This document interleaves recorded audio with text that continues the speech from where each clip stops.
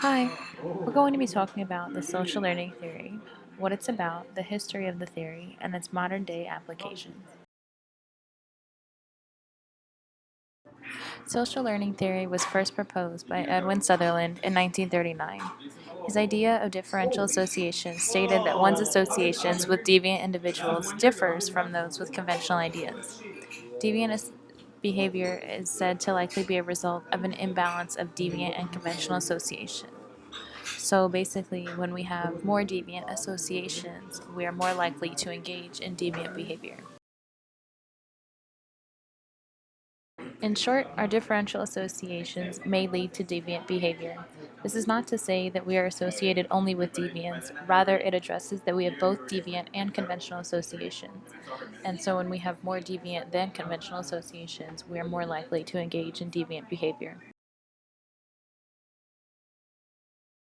In 1956, Glasser added to the differential association theory by asserting that association alone is not what leads to deviance, but identification with those who are deviants that causes someone to behave in a deviant manner. This is a passive process, with the individual being pushed into deviance because of their identification with that deviant group, as opposed to the person having free will to choose their behavior. His differential identification theory centers around the premise that we are likely to become deviant when we identify more with deviants than we do with non-deviants. So as you can see with this picture of the outsiders, Glasser would say they chose to behave this way because they're a part of this group, rather than that they're choosing to act this way. You can see here the differential identification theory drawn out, and it's basically the same as Sutherland's, except differential identification follows differential association, which then leads to deviant behavior. His theory might suggest that it is okay for us to associate with deviants, as there is no likelihood of becoming one as long as we do not identify with them. 10 years later, in 1966, Burgess and Ackers suggest that instead of identification with deviance being the leading cause of deviant behavior, the reinforcement of deviant behavior is what leads to deviance.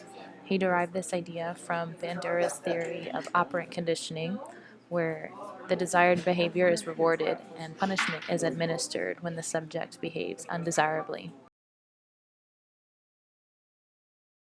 They called their theory differential reinforcement, which applied aspects of the learning theory to social interaction in the world. Differential reinforcement rests on the idea that when people find deviance more satisfying than conventionality, they are more likely to be deviant. This is reinforced by rewards that have been associated with this deviant behavior in that particular person's life experiences. For example, a child who wants attention from their mother may scream and throw a tantrum until they get her attention. When the mother responds to this kind of behavior, the child learns that it is acceptable to scream in order to get what they want, and will continue to repeat this behavior as long as the mother continues to reward it by reacting toward it. Now we're going to move on to the social learning theory and practice. Since the social learning theory was first proposed, sociologists, psychologists, and criminologists alike have continued to use this theory to understand the deviant behaviors seen in the world around us. These acts include terrorism, group behaviors at sport events and in other various settings, and juvenile delinquency, among many others. The information gained from these studies are used to improve treatment of these behaviors clinically and non-clinically. One example that we can look to is a study that surveyed young adults at a university on their use of non-prescribed drugs and their peer association. They found that peer association was a predictor of future drug use, citing the theory's importance in the reasoning for drug use and non-drug use among this population of students.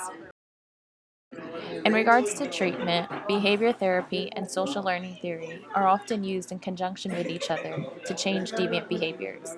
Literature suggests that it is best in treating behaviors in children, adults, and families, though it may not be effective in other demographics such as women, African Americans, and diverse groups if cultural and societal norms are not taken into account.